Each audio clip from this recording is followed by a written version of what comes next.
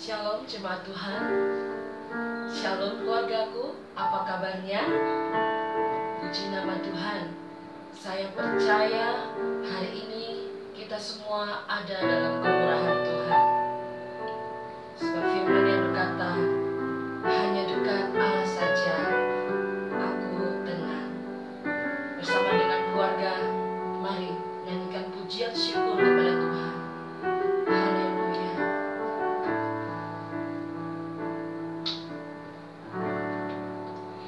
Hanya dekat Allahku, rasa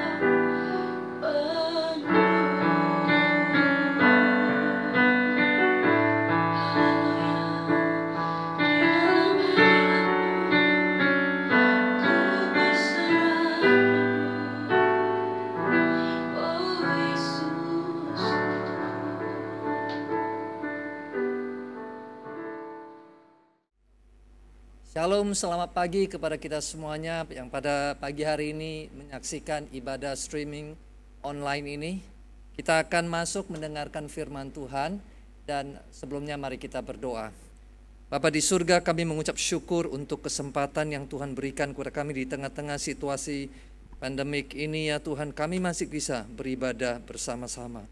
Kami berdoa pada pagi ini biar kiranya firman Tuhan yang akan kami dengar itu kembali mengisi kehidupan kami, memberikan pewahyuan yang baru daripada firman-Mu itu Tuhan. Karena sewaktu firman-Mu menjadi rema, itu akan melepaskan kuasa Tuhan bekerja dalam kehidupan kami dan membuat kami menjadi orang-orang yang mengalami kemerdekaan, mengalami pertolongan dan melihat bagaimana Tuhan bisa bekerja di dalam dan melalui kehidupan kami di tengah-tengah situasi saat ini.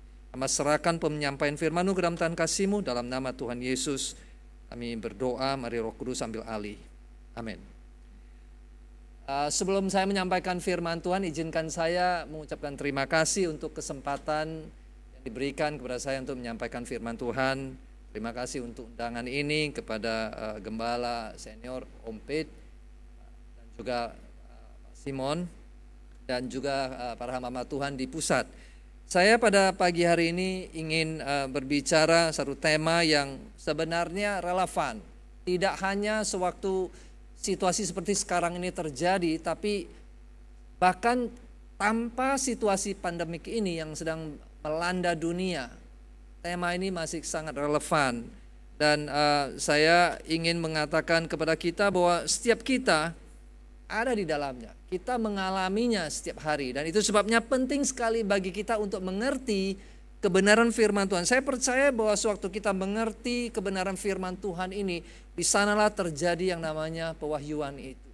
Bapak Ibu saudara kasih, saudara saya, kita semuanya setiap hari membutuhkan pewahyuan dan saya langsung akan membacakan teksnya yang menjadi landasan khotbah saya pada pagi hari ini. Tema saya adalah bagaimana menaklukkan kekhawatiran ataupun ketakutan yang sering melanda kehidupan kita. Diambil dari Ibrani pasal yang kedua, ayat yang ke-14 dan 15 yang berkata begini. Karena anak-anak itu adalah anak-anak dari darah dan daging, maka ia juga menjadi sama dengan mereka dan mendapat bagian dalam keadaan mereka, supaya oleh kematiannya ia memusnahkan dia, yaitu iblis yang berkuasa atas maut, dan supaya dengan jalan demikian ia memerdekakan mereka yang seumur hidupnya berada dalam perhambaan oleh karena takutnya kepada maut.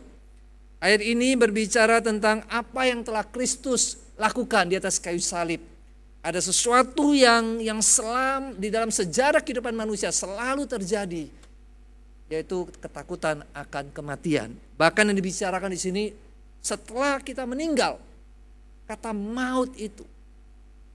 Apa yang terjadi setelah kita meninggal? Nah, ini yang membuat manusia banyak yang khawatir. Apalagi di tengah-tengah situasi sekarang ini. Kita semuanya mengalaminya. Ada banyak pergumulan-pergumulan yang kita jalani, yang kita hadapi dalam kehidupan kita yang bisa menjadi tanda kutip penjara emosional. Hal-hal yang dapat menyandera Bapak, Ibu, dan saya dan membuat kita tidak sepenuh hati melayani dan mempercayai Allah dan mengalami hidup berkelimpahan yang telah Tuhan janjikan. Salah satu kekuatan yang paling merusak adalah kekhawatiran ataupun ketakutan. Dan ini terjadi pada setiap jenjang usia. Mulai dari sejak kita mulai dewasa sampai kepada lansia. Sejak kita mulai mengerti apa arti takut, itu telah terjadi. Dan ini merupakan satu penghalang atau hambatan bagi kita, orang-orang percaya, untuk bergerak maju ke depan. Saat kekhawatiran atau ketakutan itu membelenggu kehidupan Bapak, Ibu, dan saya, maka lambat laun kalau kita tidak tahu mengelolanya, tidak tahu membereskannya, mengendalikannya, maka itu akan menjadi gaya hidup kita, lifestyle. Kalau itu sudah jadi lifestyle kita, wah itu bahaya sekali Bapak Ibu yang saya kasihi. Itu sebabnya banyak sekali orang percaya yang sudah percaya pada Tuhan Yesus masih selalu khawatir. Alkitab penuh dengan janji-janji yang mengajak kita untuk jangan khawatir. Kita mengkhawatirkan banyak hal di tengah-tengah situasi sekarang ini. Dengan apa yang ada di depan kita, kita khawatir bagaimana hari esok. Nah, itu sebabnya pada pagi hari ini saya mau ajak kita untuk membukakan hati dan mulai berpikir. Suatu saudara mendengarkan firman Tuhan ini, mulai renungkan apa yang dikatakan oleh firman Tuhan. Ada banyak cara yang dilakukan oleh orang-orang untuk mengatasi kekhawatiran dalam kehidupannya. Saya memberikan beberapa contoh saja.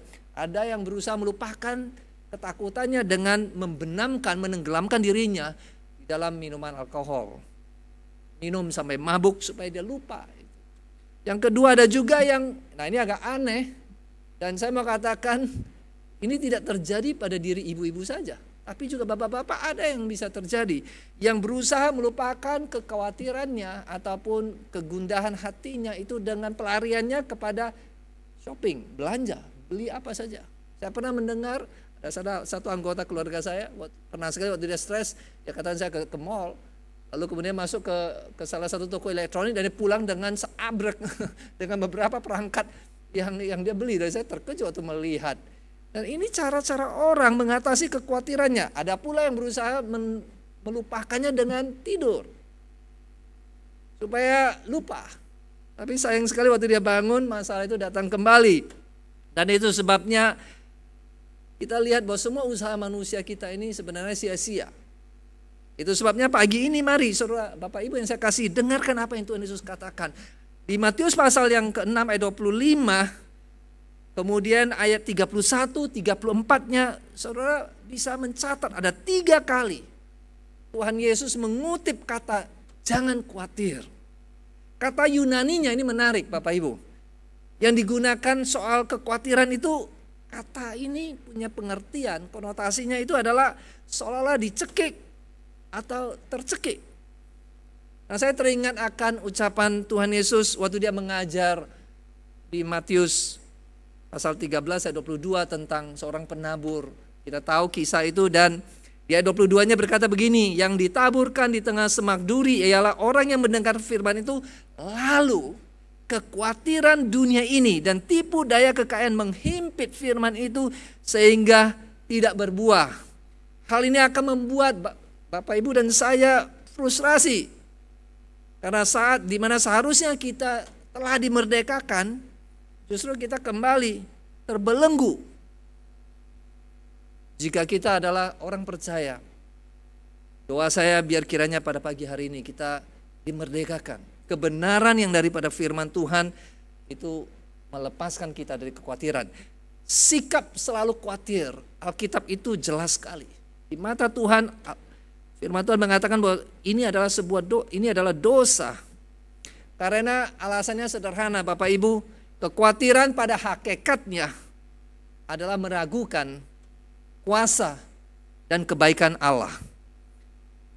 Ada orang tidak suka kepada hal statement seperti ini. Ya, dikatakan khawatir itu dosa. Masa sih? Sehingga akhirnya mereka mulai menggunakan kata khawatir itu digantikan dengan kata prihatin. Nah, pertanyaan saya adalah bagaimana Bapak Ibu dan saya membedakan kedua kata ini? Khawatir dengan prihatin. Ada perbedaannya. Keprihatinan yang sah adalah saat Anda mengontrol pemikiran dan perasaan Anda. Sedangkan kekhawatiran yang tidak sah adalah saat permasalahan mengendalikan pemikiran, tindakan, dan emosi kita. Di dalam Matius pasal yang ke-6 ayat 25 dan 26 di sana Tuhan Yesus berkata, karena itu aku berkata kepadamu, janganlah khawatir akan hidupmu, akan apa yang hendak kamu makan dan minum, dan janganlah khawatir pula akan tubuhmu, akan apa yang hendak kamu pakai. Bukankah hidup ini lebih penting daripada makanan dan tubuh ini lebih penting daripada pakaian? Pandanglah burung-burung di langit yang tidak menabur dan tidak menuai dan tidak mengumpulkan bekal dalam lumbung, namun diberi makan oleh Bapamu yang di surga. Bukankah kamu jauh lebih berharga kamu jauh melebihi burung-burung itu? Alasan kita khawatir Bapak Ibu adalah karena kita berfokus kepada otoritas ataupun pemilik kekuasaan yang salah. Jika Bapa di surga memelihara burung-burung di udara yang kalau kita tahu tidak memiliki jiwa, bukankah Dia lebih lagi akan menjaga kita yang adalah anak-anaknya? Dia akan memelihara kehidupan kita. Ini yang diajarkan oleh Tuhan Yesus. Kamu lebih berharga daripada burung-burung di udara. Itu sebabnya di dalam firman-Nya kita menemukan banyak janji-janjinya akan pemeliharaannya. Saya senang sekali dan ini menjadi ayat emas dalam kehidupan saya, karena ayat ini pada suatu saat dalam kehidupan saya, waktu saya berjalan dengan Tuhan, saya dengar langsung dari Tuhan. Waktu saya berada dalam situasi yang sangat tidak berpengharapan. Waktu saya lagi berada di titik nadir kehidupan saya, salah satu titik nadir dalam kehidupan saya menemukan pertolongan Tuhan waktu Dia berfirman, aku sekali-kali tidak akan meninggalkan engkau, aku sekali-kali tidak akan membiarkan engkau. Ibrani pasal yang ke-13 ayat 5b, double emphasis-nya, aku sekali-kali, 2 kali diucapkan oleh Tuhan. Ini menunjukkan bahwa tidak mungkin. Bapak Ibu saudara yang terkasih, jadi ingat bahwa kita perlu tahu, suatu kita bicara tentang kekhawatiran, yang pertama adalah jangan khawatir. Kalau kita khawatir itu adalah satu sikap yang tidak berkenan kepada Tuhan. Sebab kenapa? Dia menjaga, Dia memelihara kita. Sadarkah kita pada pagi hari ini, waktu kita mengikuti ibadah ini, siapa yang memelihara kehidupan kita? Kekuasa mana yang mengendalikan, yang mengatur kehidupan kita? Sederhana saja tadi ayat-ayat itu berkata bahwa ada Bapa di surga yang memelihara kita. Jadi yang pertama yang saya mau bagikan pada saudara, jangan khawatir. Yang kedua adalah kekhawatiran itu sebenarnya tidak beralasan. Hal pertama yang Kristus ingin kita sadari di Matius waktu Dia mengajar khotbah di bukit di Matius pasal 6 ayat 25-26 adalah jika kita dibelenggu oleh kekhawatiran kita, maka sesungguhnya kita telah melupakan siapa sebenarnya Bapa kita yang di surga. Kristus mengajarkan pribadi Bapa di surga itu sebagai Bapa yang maha baik, yang memelihara seluruh ciptaannya. Bukan saja semua yang hidup, tapi juga terlebih lagi kita manusia yang adalah ciptaan tertingginya. Dan itu sebabnya di ayat 25 dari pasal 6 ini, saudara bisa catat di sana dikatakan ya, kata karena itu. Kenapa Tuhan Yesus menggunakan kata karena itu? Itu ada kaitannya dengan ayat 24. Di ayat 24 saudara bisa membaca di sana Tuhan Yesus mengajarkan bahwa tidak seorang pun dapat mengabdi kepada 2 tuan. Karena jika demikian ia akan membenci yang seorang dan mengasihi yang lain, atau dia tidak akan setia kepada yang seorang dan tidak mengindahkan yang lain. Kamu tidak dapat mengabdi kepada Allah dan kepada Mamon. Jika uang adalah majikan kita Bapak Ibu, maka kita akan khawatir selalu tanpa berhenti. Kenapa? Karena kita merasa selalu tidak cukup. Kita merasa bahwa kita harus berusaha sendiri. Yesus mengajarkan ada Bapa di surga yang mengajarkan, yang memelihara kehidupan kita. Ini yang diajarkannya. Dan Tuhan menempatkan kekhawatiran itu pada perspektifnya. Kenapa Dia katakan di sini kita tidak perlu khawatir, tidak beralasan? Di poin kedua saya itu Tuhan katakan begini di ayat yang ke-27-nya, siapakah di antara kamu yang karena kekhawatirannya dapat menambahkan sehasta saja pada kehidupannya? Coba renungkan sebentar Bapak Ibu, bukankah benar? Kita khawatir pun bisa nggak kita menambah sehasta saja usia kehidupan kita? Nggak bisa. Justru saya percaya bahwa kekhawatiran itu bisa menciptakan banyak masalah, termasuk gangguan kepada kesehatan kita yang malah kalau tidak dikelola dengan baik, itu justru akan memperpendek usia kita. Luar biasa. Nah itu sebabnya saya berharap kita semuanya pada pagi hari ini mulai melihat loh, sebenarnya nggak ada alasan bagi kita untuk khawatir. Yang pikiran kita harus dikendalikan oleh kebenaran firman Tuhan itu. Makanya Alkitab mengajarkan orang percaya itu akan hidup oleh iman. Suatu saudara mulai melihat kepada sekitar saudara dan tidak melihat ke dalam hatimu siapa yang sedang bertahta di dalam. Bahasa Inggrisnya selalu ya, kalau kita dengar lagu, kita ikuti konser konser musik, itu selalu mereka sebut ya, Jesus is in the house. Kata itu artinya apa? Yesus ada di dalam hati kita. Dia ada dalam kehidupan kita, pribadi lepas pribadi, tidak tergantung berapa kuat imanmu. Pada saat engkau terima Yesus, dia masuk melalui kuasa Roh Kudus, melahirkan Bapak Ibu Saudara kembali. Dan dia ada sebagai Bapa yang maha baik. Allah Bapa ada dalam kehidupan kita. Itu sebabnya tidak ada alasan bagi kita untuk khawatir. Yang penting lakukan yang terbaik, apa yang dikatakan oleh firman Tuhan. Mulai miliki perspektif yang benar. Siapa sebenarnya pemilik kehidupan kita? Masakan dia beri makan kepada burung di udara tapi dia nggak jaga kita? Dan saya percaya umat Tuhan yang mengenal dia dan memiliki hubungan yang erat. Nah, di sini kuncinya. Hubungan yang erat dengan dia. Kita tidak seharusnya hidup seperti orang yang tidak mengenal Tuhan. Kita beda Bapak Ibu. Bedanya adalah karena ada Yesus. Amin. Semuanya sudah disediakan bagi kita. Itu sebabnya saya dorong Bapak Ibu Saudara sekalian, jangan hidup dengan melihat di sekitar. Saudara harus mulai berjalan dengan iman. Maka baru saudara akan melihat kuasa Tuhan bekerja dengan dahsyat. Dan ini datang dari hubungan yang dekat dengan Tuhan. Saya di rumah saya itu di belakang ada taman yang tiap pagi ini sejak social distancing PSBB ini saya punya banyak kesempatan di rumah. Dan satu hal yang saya nggak pernah lakukan ya karena kesibukan saya mulai menikmatinya, di mana saya bisa dengar kicauan burung pagi-pagi di pekarangan belakang itu, dan itu membuat saya wow, luar biasa. Burung-burung yang saya dengar kicauan itu seperti yang dikatakan oleh Tuhan Yesus, nggak pernah bekerja, tapi makan terus. Apa yang sedang diajarkan Tuhan Yesus di Matius pasal 6 bukan menjadikan kita orang Kristen orang yang malas. Ya bukan itu. Kalau saudara merasa kalau gitu ya udah nggak usah kerja, nah saudara you miss the point. Ya, orang percaya justru harus rajin. Paulus punya pengajaran yang luar biasa. Yang tidak bekerja larang makan. Tapi maksudnya adalah setelah saudara melakukan yang terbaik, saudara tidak perlu harus khawatir. Itu poinnya.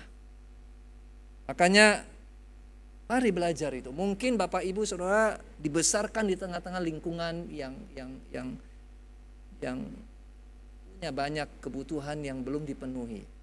Saya bertumbuh dewasa di lingkungan begitu.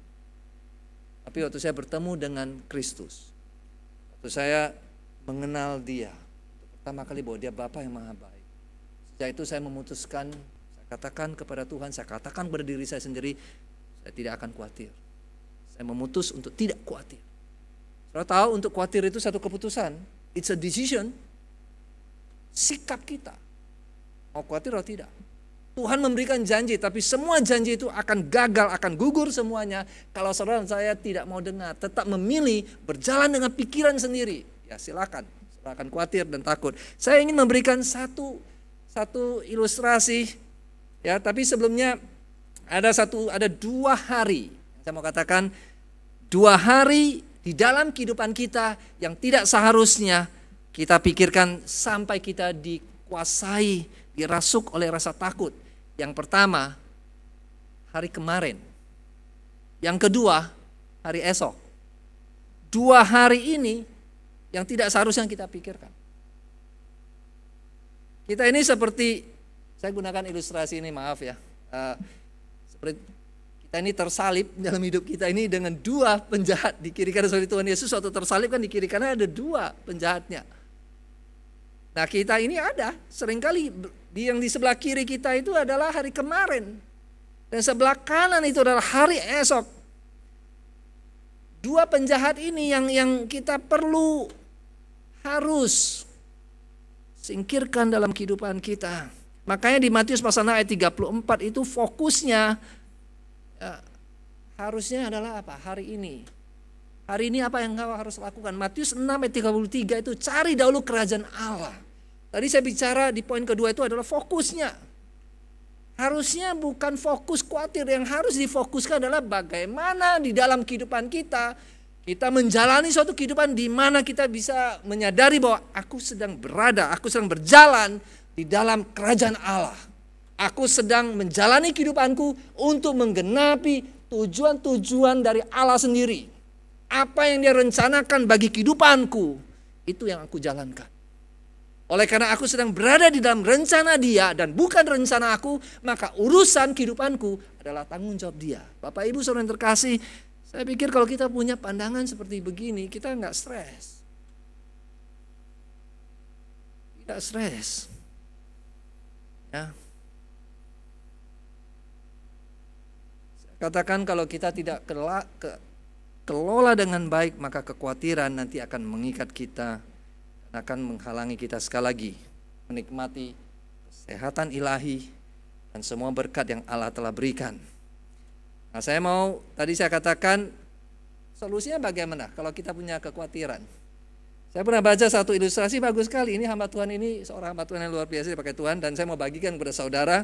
Dia katakan kalau engkau khawatir, coba buat sebuah kotak kekhawatiran yang bisa dibuat dari kotak sepatu Anda.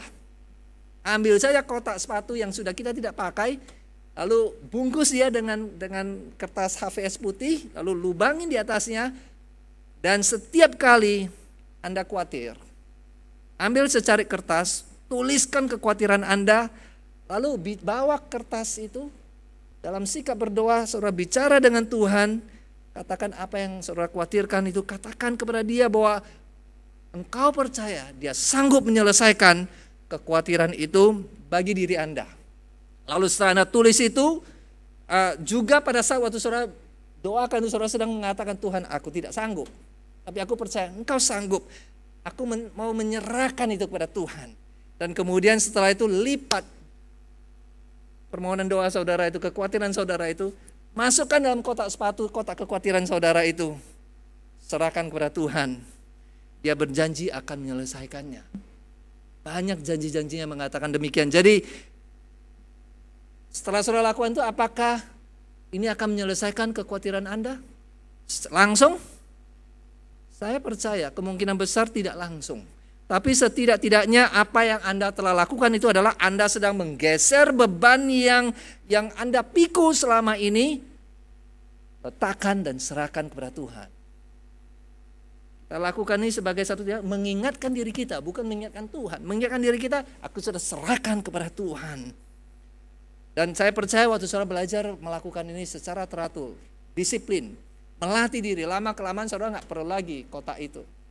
Saudara sudah tahu, ada kekhawatiran, biasa, serahkan kepada Tuhan. Tiap hari kita bangun, kita udah tahu, kita akan berurusan dengan kekhawatiran. Nggak usah khawatir, ada Tuhan. Nah, ini yang kita bisa lakukan.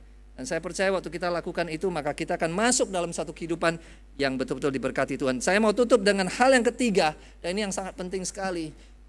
Hal yang ketiga adalah saya mau memberikan satu pandangan. Sebenarnya kenapa Tuhan izinkan masalah datang ke dalam kehidupan kita? Saudara pelajari Alkitab, saudara akan lihat bahwa tidak ada kesulitan orang benar itu terjadi secara kebetulan. Seolah-olah bahwa Allah Bapa itu tidak punya kerjaan yang lain. Dia suka mengerjain tanda kutip, membuat hidup kita susah. Itu yang sering ditanyakan oleh orang-orang percaya juga. Kalau Tuhan mengasihi aku, kenapa ini yang jahat, yang buruk ini terjadi?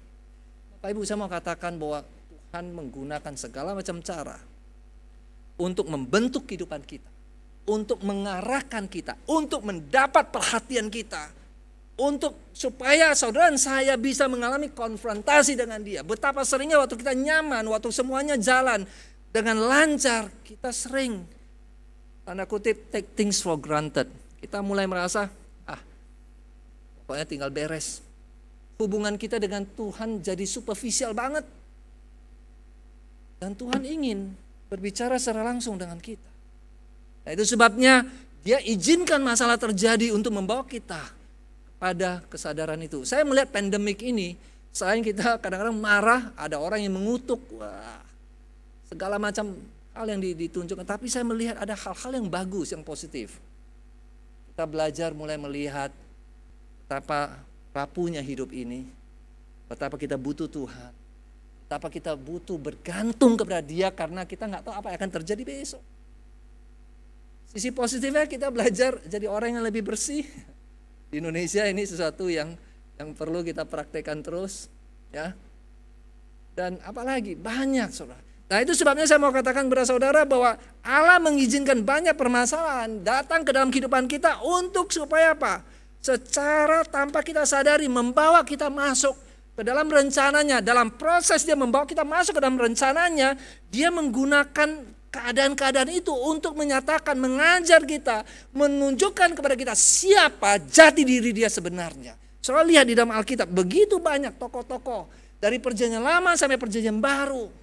Dan saya pelajari itu, saya lihat bahwa dalam kehidupan Tuhan Yesus sendiri Dia melakukan banyak mujizat. Dalam kehidupan Dia waktu Dia mengajar murid-muridnya, kenapa begitu banyak masalah yang muncul? Saya pelajari itu. Saudara akan lihat bahwa semuanya itu di balik itu ada pelajaran. Saya ambil contoh satu saja. Contohnya, kenapa Dia biarkan Lazarus meninggal 3 hari lamanya. Hari keempat baru Dia datang. Hanya untuk membuktikan satu poin, satu pelajaran rohani. Akulah kebangkitan dan hidup. Dia katakan kepada Maria, Maria, saudaramu akan hidup kembali. Dia bilang, ya nanti pada hari kebangkitan. Tuhan Yesus bilang, tidak, now. Barang siapa yang percaya padaku, sekalipun dia mati, dia tetap hidup. Nah, kebenaran ini nggak bisa dicerna oleh pikiran manusia kita. Hanya bisa dilihat dengan kacamata iman. Dan itu pelajaran rohani yang sedang Tuhan bagikan. Dan nggak ada cara lain, nggak bisa nangkap kita sejauh mana itu kebangkitan hidup itu. Satu-satunya cara adalah apa? Izinkan Lazarus mati, dan Dia bangkitkan, Dia perintahkan bangkit. Untuk menunjukkan Dia punya kuasa itu. Bapak Ibu, ini satu contoh saya bisa, waktu tidak mengizinkan bagi saya untuk mengupas lebih jauh, tapi saya mau katakan bahwa semua yang terjadi di dalam kehidupan kita, Tuhan punya rencana. Di dalam kehidupan murid-muridnya, saya mau tutup dengan kisah ini. Dia pernah menghardik badai, betul kan?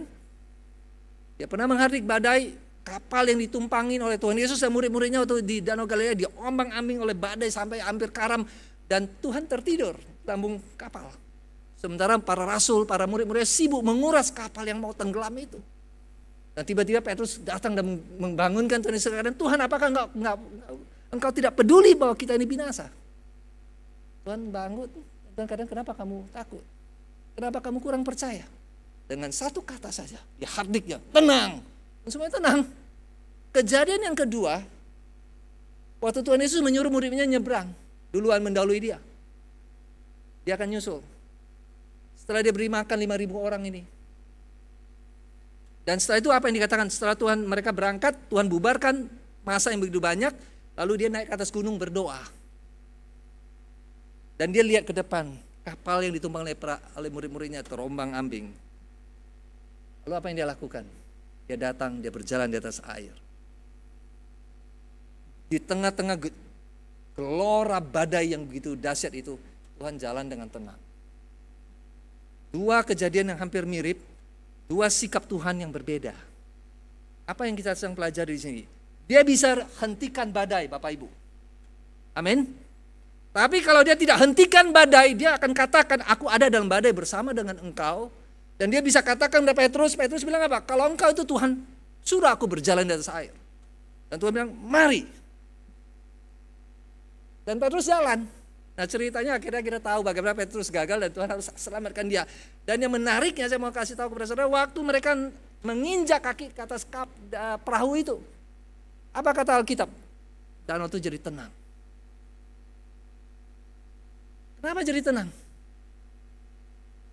Ini pelajaran rohani, Bapak Ibu. Tidak ada yang bisa kalahkan Kristus. Amin. Selama ada Dia, we are in safe hands.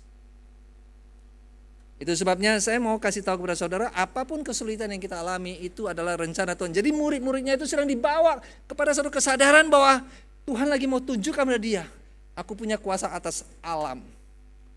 Mau badai, aku bisa perintahkan tenang, tenang. Atau aku memilih dengan cara yang lain. Gak usah, biarkan aja. Tapi gak akan tenggelamkan Ya. Dan tanpa bicara apa-apa, waktu dia injak kaki ke atas kapal itu kembali, reda sendiri. Inilah yang saya mau katakan, bahwa kesusahan, kesulitan, penderitaan kita alami di dalam Tuhan sebagai orang percaya itu adalah alat di tangan Allah untuk membawa kita semakin mengenal Dia dan kemudian membawa kita masuk ke dalam rencana Tuhan. Saya mau tutup firman Tuhan pada siang ini. Apa permasalahan hidup kita?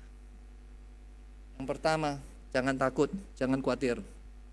Yang kedua, tidak ada alasan bagi kita untuk khawatir. Yang ketiga, yang tadi saya sudah bagikan kepada saudara adalah Tuhan pakai itu untuk mendewasakan iman kita. Itu sebabnya Paulus katakan di Roma pasal 8:28 bahwa segala sesuatu itu mendatangkan kebaikan bagi kita yang mengasihi Dia, yang terpanggil sesuai rencananya. Nah, pada pagi hari ini, siang ini waktu saudara mendengarkan firman Tuhan ini, saya dorong saudara untuk melihat kembali imanmu. Sudahkah Kristus yang menjadi fokus kehidupanmu? Sudahkah engkau berada di dalam kerajaannya? Sudahkah engkau hidup dengan satu prinsip bahwa bukan lagi aku yang hidup, tapi Kristus yang hidup. Aku hidup untuk menggenapi rencananya. Kalau saudara menjadikan itu pilihan hidup saudara, maka percayalah bahwa tidak ada satu badai pun yang bisa menenggelamkan kita. Di tengah-tengah pandemik ini, sekalipun kita harus berjaga-jaga, semuanya kita lakukan. Tapi lebih daripada itu, kita percaya ada Tuhan yang menjaga dan memelihara kita. Amin. Mari kita berdoa. Kita akan menutup firman Tuhan. Saya ingin memberi waktu kepada kita pada siang hari ini yang mendengarkan firman Tuhan ini. Mari kita selidiki hidup kita kembali. Adakah kekhawatiran dalam kehidupan kita yang masih menggoncangkan kehidupan kita? Pagi hari ini kalau engkau ada dalam situasi seperti itu, tidak ada, belum terlambat karena Kristus ada dalam kehidupanmu. Inilah saatnya engkau menyatakan diri kepada Tuhan. Engkau datang kepada Dia mengakui bahwa Dialah yang memiliki kehidupanmu. Dia menjaga, Dia menopang dengan kasih setianya. Dia yang melimpahkan kemurahan demi kemurahan, kebajikan dan kemurahan ke dalam kehidupan kita.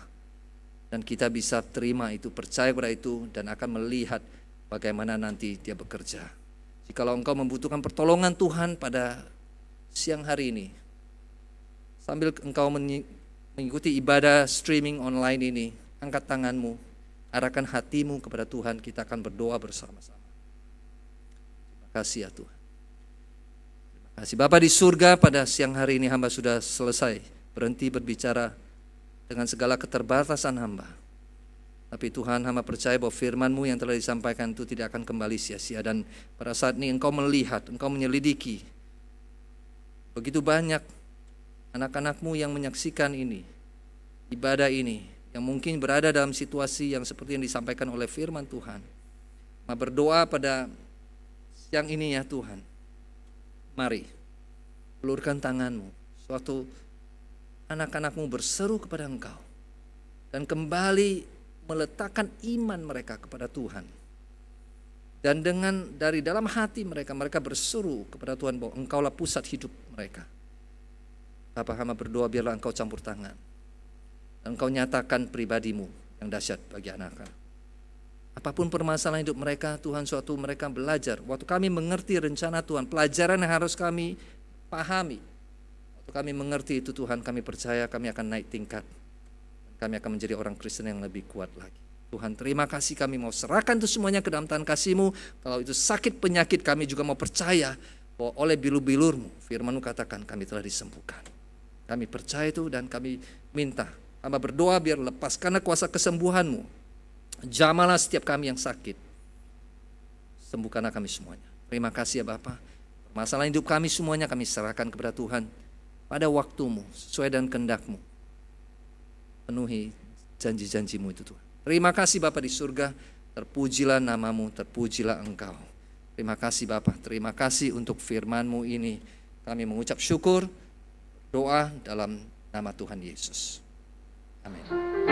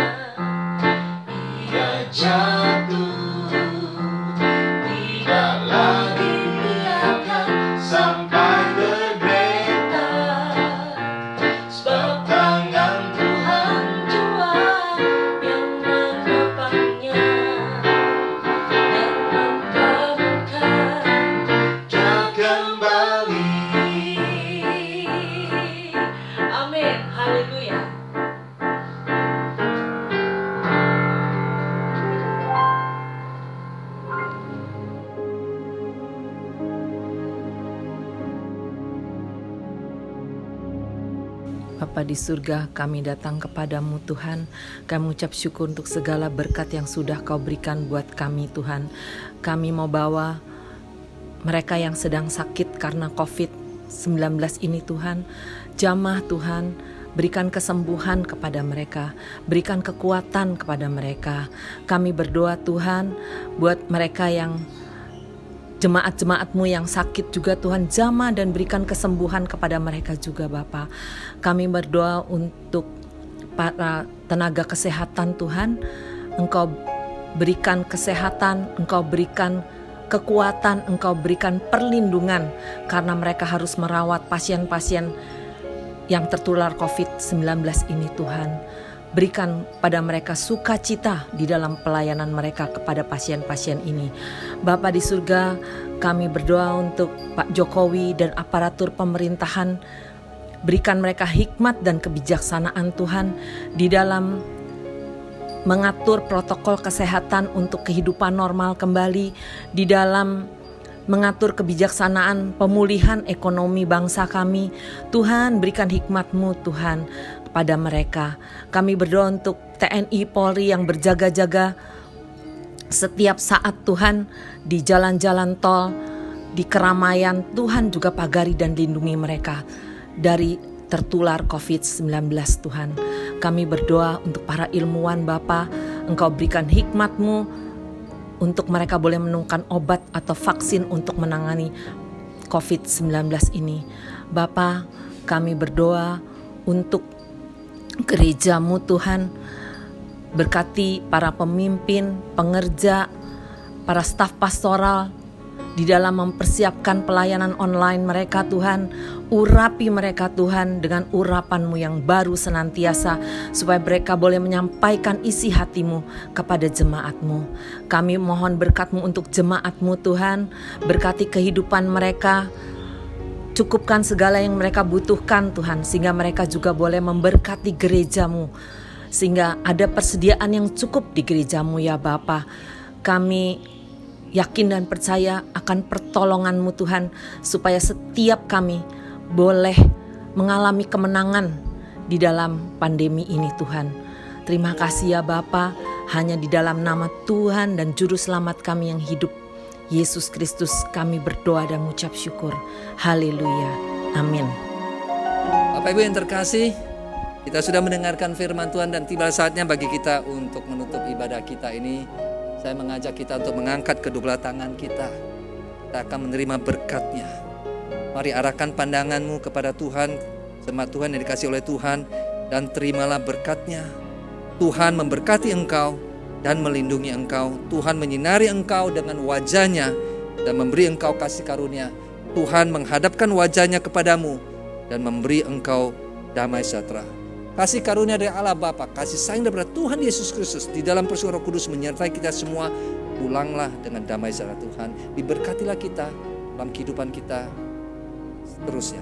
Dalam nama Tuhan Yesus, semua yang percaya katakan amin.